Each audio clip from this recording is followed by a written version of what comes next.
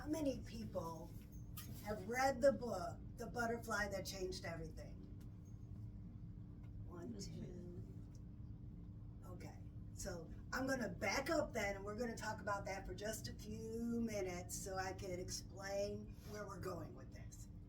The butterfly that changed everything came to me in a vision in Charlie's class, in Charlie's soul travel class. We went to another planet. Charlie took us there, and then he set us off to have our experience. And I looked, and there was this butterfly floating by and said, "Come meet your new friend." And I looked, "What friend? I don't see anything." And then all of a sudden, there it was. Picture this. It's a cross between a Lhasa Apso and a penguin. The blonde hair was flowing out of the green and white striped shirt, and his hair.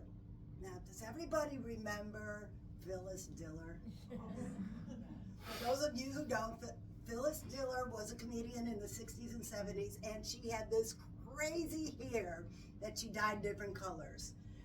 Like, picture Albert Einstein with green hair. That's Sparklefeathers. And he came waddling up to me, "Mommy!" Sparklefeathers became my new friend. Through a series of meditations after that, this book was downloaded to me, The Butterfly That Changed Everything. Now, I am a change management specialist. I did change management in the Navy. I did change management in the Army. I did change management on assembly lines. I helped employees go through corporate change.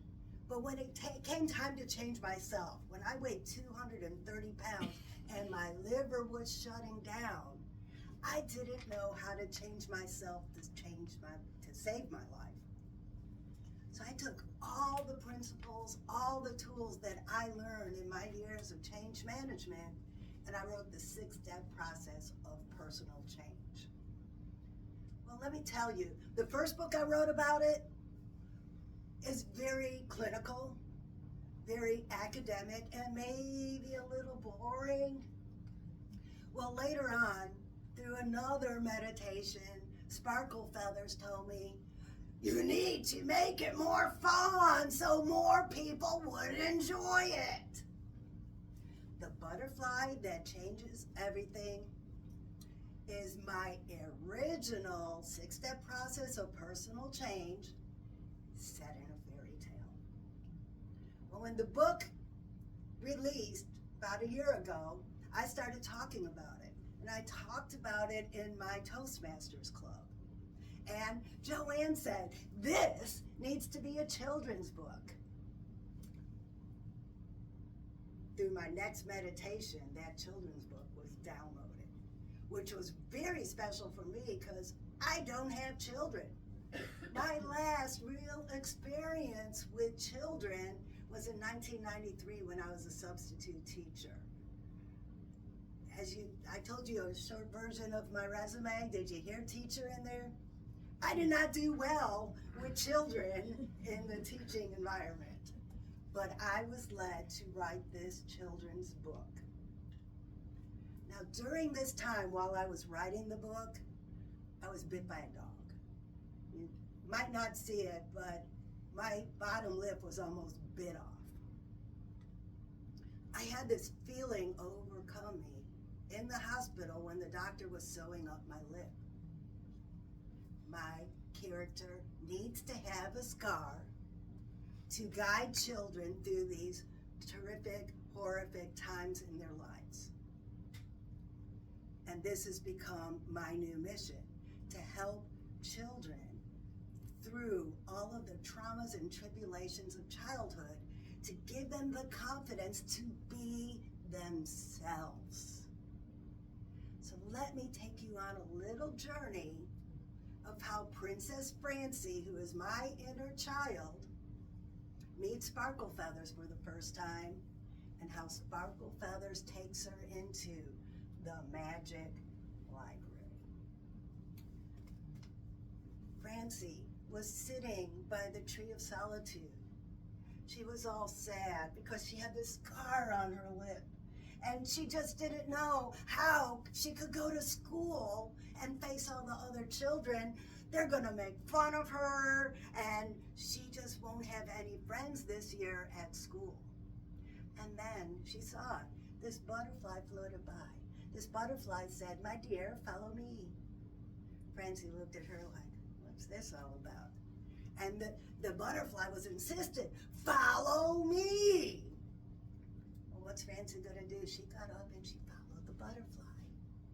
And the butterfly said, "Go under that magic table, and it's gonna take you to a land that will totally change your life."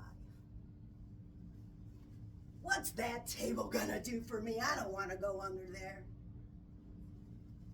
Come on, my child. You need to change your life. Well, Princess Francie goes under that table, and let me tell you, her life was changed. As she emerged from the other side in the land of Tranquil Haven, she looked down and she said, "Wait, what is this? Where did this come from?" Princess Francie entered a land of fairy tales. And then she looked up, and there was this thing.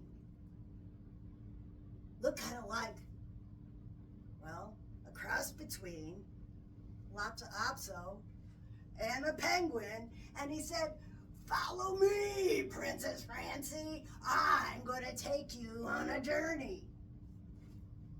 If you thought she was resistant to that butterfly, imagine how she felt about this weird creature. But the tail told her to follow him, and she did. And then he took her to this magic hallway, and there were mirrors on either side of the wall. And Princess Francie looked over here, and there she was, falling off a horse when she was 7 years old. And over here, that mean boy put a tack on her chair in the 3rd grade, and all the kids laughed at her. And over here, she was picked last again for the softball team, and it made her cry because nobody liked her. And then over here, there were other memories of her childhood when she felt alone and she felt unloved. And as Princess Francie walked toward this door that was shining all purple and glowing, she realized, hey, you know what? I survived all those things that the mirrors just showed me. Let's see what this door has to offer. Maybe I could change some more.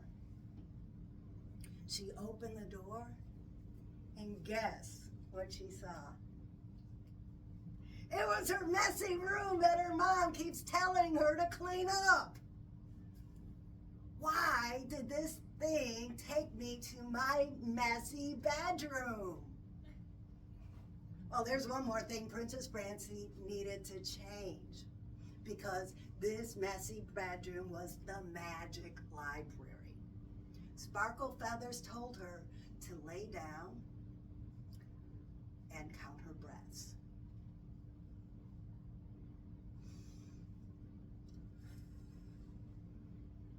Princess Francie felt a little more relaxed.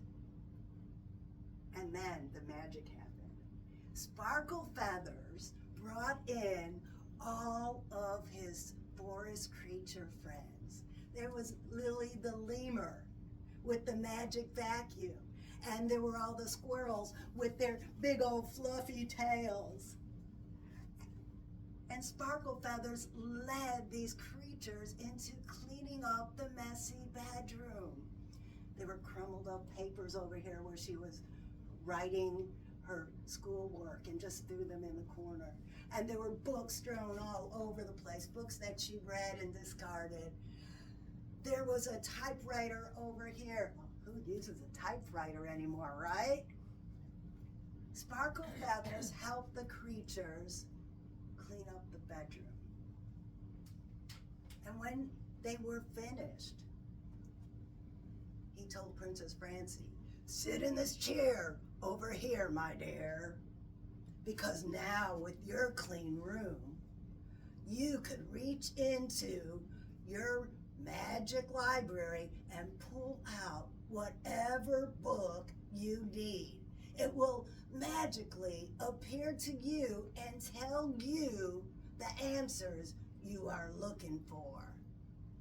And Princess Francie sat there, and a book magically appeared. She opened it up, and guess what it said? Nobody cares about your scars. It's what's inside that counts.